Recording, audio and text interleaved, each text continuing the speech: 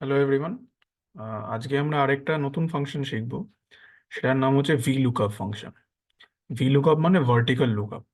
আমাদের ইউজুয়ালি যখন ডেটা সেটটা দেওয়া হয়, আমাদের ডেটা সেটটা এরকম থাকে, ঠিক আছে? এটা কম কলামের আছে, আরো বড় হতে পারে ডেটা সেটটা।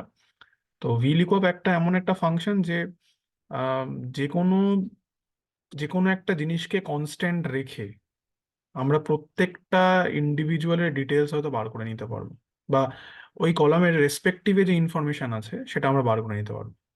যেমন এখানে আমার তিনটে জিনিস আছে, যে আমার কোম্পানিতে যারা যারা এমপ্লয়ি আইডি, তাদের আইডি দেওয়া, তাদের ইয়ার্স অফ এক্সপিরিয়েন্স দেওয়া, স্যালারি দেওয়া, ঠিক আছে? তো আমাকে যদি এখন বলে যে এমপ্লয়ি আইডি 28-এর স্যালারি এবং ইয়ার্স অফ এক্সপিরিয়েন্সটা বলো, আমি এখন ম্যানুয়ালি হয়তো করে নিতে পারবো, কারণ ডেটা সেটটা যেহেতু কম। বাট এটা ধরো তোমার একটা কোম্পানিতে এর থেকে অনেক বেশি এমপ্লয়ি হতে পারে। অনেক কোম্পানির রিজিয়ন ওয়াইজ এমপ্লয়িজ ভ্যারি করতে পারে, রিজিয়ন থেকে পিনকোড ওয়াইজ এমপ্লয়ি ভ্যারি করতে পারে। তো অনেক হিউজ একটা ডেটা সেটের কাজ করতে হবে, তো তখন ম্যানুয়ালি এক একটা জিনিস খোঁজা খুব ডিফিকাল্ট হবে। তো আমাদের এই জন্য ভি লুকআপ ফাংশনটা ইউজ করতে হয়, যখন ডেটা সেটটা আমার ভার্টিক্যালি হয়। তো আরেকটা যখন হবে, আরেকটা যখন ডেটা আমার হরাইজন্টালি থাকবে, সেটা হয় এইচ লুকআপ, ঠিক আছে? তো আমরা আগে ভি লুকআপের ব্যাপারে কথা বলি, এইচ লুকআপের ভিডিওটাও আসবে খুব শিগগিরই। তো প্রথমে ভি লুকআপ হচ্ছে আমাকে, যেটা প্রথম ফাংশনটা হচ্ছে এরকম দেখতে হয়। ভি লুকআপ আমি যদি লিখি এরকম, আমার ইকুয়াল টু দিয়ে আমাদের ফাংশন শুরু হয় সবসময়, জানো। এখানে চারটে জিনিসের দরকার হয়। লুকআপ ভ্যালু, যে আমরা কোন জিনিসটা খুঁজবো, মানে কোন কিসের ভিত্তিতে আমি এই অন্য ইনফরমেশন বার করব, একটা আমার কনস্ট্যান্ট রাখতে হয়।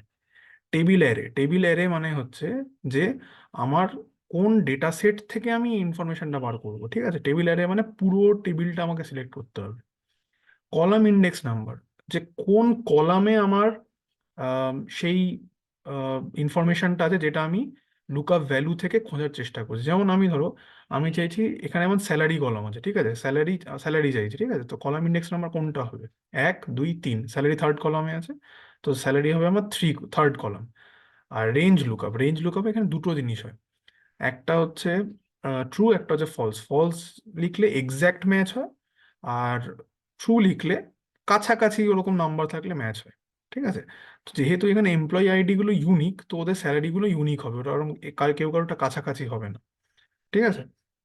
তো আমি আমাদের লুকআপ ভ্যালু শুরু করছি আমাদের ফাংশনটা, যে ভি লুকআপ, প্রথমে আমি স্যালারি চাইছি, ঠিক আছে? একটা এমপ্লয়ি স্যালারি কত।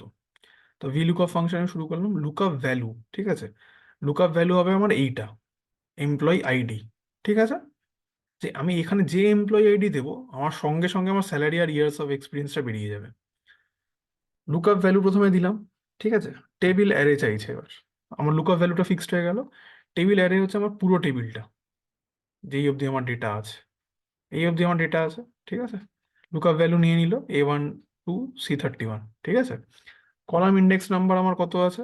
থার্ড, কারণ আমার স্যালারি চাই, ঠিক আছে? 3, থার্ড কলাম। এই যে রেঞ্জ লুকআপ, ট্রু দিলে হচ্ছে অ্যাপ্রক্সিমেট ম্যাচ হয়, ফলস দিলে হচ্ছে এক্স্যাক্ট ম্যাচ হয়। তুমি ইদার দুটো করতে পারো, ফলসও লিখতে পারো এখানে, বা জিরো লিখলেও ওটাকে ফলসই নেয়, ঠিক আছে? আমি জিরো লিখলাম, কারণ সবসময় ফলস লেখা সম্ভব হয় না। ব্র্যাকেট ক্লোজ করলাম, ঠিক আছে? এবার আমি যখনই এন্টার মারবো, স্যালারির ওখানে নট অ্যাপ্লিকেবল আসবে, কারণ আমি এমপ্লয়ি আইডি যেহেতু আমি দিইনি, ঠিক আছে? এবার দেখো নট নট অ্যাপ্লিকেবল আসবে, ঠিক আছে? নট অ্যাপ্লিকেবল এলো। এইবার আমি এখানে যে এমপ্লয়ি আইডি দেবো, ঠিক আছে, তার স্যালারিটা এখানে এসে যাবে। যে কোনো এমপ্লয়ি আইডি র্যান্ডামলি আমি চুজ করছি। আমি 22 দিয়ে দেখি, 22, 60,000,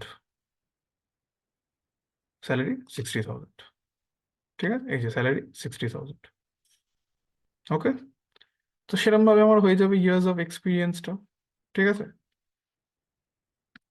ভি লুকআপ আবার দিতে হবে, লুকআপ ভ্যালু এটা হবে, ঠিক আছে? টেবিল অ্যারে আবার এটা হবে, পুরো টেবিলটা আমার যেটা আছে, ঠিক আছে? পুরো টেবিলটা আমি সিলেক্ট করে নিলাম। কলাম ইন্ডেক্স নাম্বার এবার আমার 2 হয়ে যাবে, কারণ আমি ইয়ার্স অফ এক্সপিরিয়েন্সটা চাইছি, এইটা চাইছি, ঠিক আছে? তখন কিন্তু 3 দিলে হবে না, আমাকে কলাম দেখতে হবে কোন কলামের ইনফরমেশনটা আমি চাইছি। তো রেঞ্জ লুকআপ আমাকে আমাকে ফলস দিতে হবে, কারণ আমার এক্সাক্ট ম্যাচটা চাই। ফলস দিলাম, দেখো এমপ্লয়ি আইডি 22-র ইয়ার্স অফ এক্সপিরিয়েন্স হচ্ছে 6। ঠিক আছে, এটা যে কোনো এমপ্লয়ি আইডি, এখানে যে কোনো এমপ্লয়ি আইডি 7 দিলেও চেঞ্জ হয়ে যাবে, 11 দিলে চেঞ্জ হয়ে যাবে, 16 দিলেও চেঞ্জ হয়ে যাবে, এরকম ভাবে চেঞ্জ হতে থাকবে। মানে যা এখানে ডেটা আছে এখানে এটা অটোমেটিক্যালি চলে আসতে থাকবে। ঠিক আছে, আশা করি আমি বোঝাতে পেরেছি। যদি কোনো প্রবলেম থাকে আমাকে কমেন্ট সেকশনে জানাও, কারণ এই ফাংশনটা একটু টেকনিক্যাল যেহেতু। আম, যদি কোনো অসুবিধা থাকে নিশ্চয়ই আমাকে কমেন্ট সেকশনে জানাও। আর অন্য ভিডিওগুলো প্লিজ প্র্যাকটিস করা শুরু করো। যত প্র্যাকটিস করবে তত তোমাদের জিনিসটা নিয়ে কনসেপ্টটা আরো বেশি ক্লিয়ার হতে থাকবে।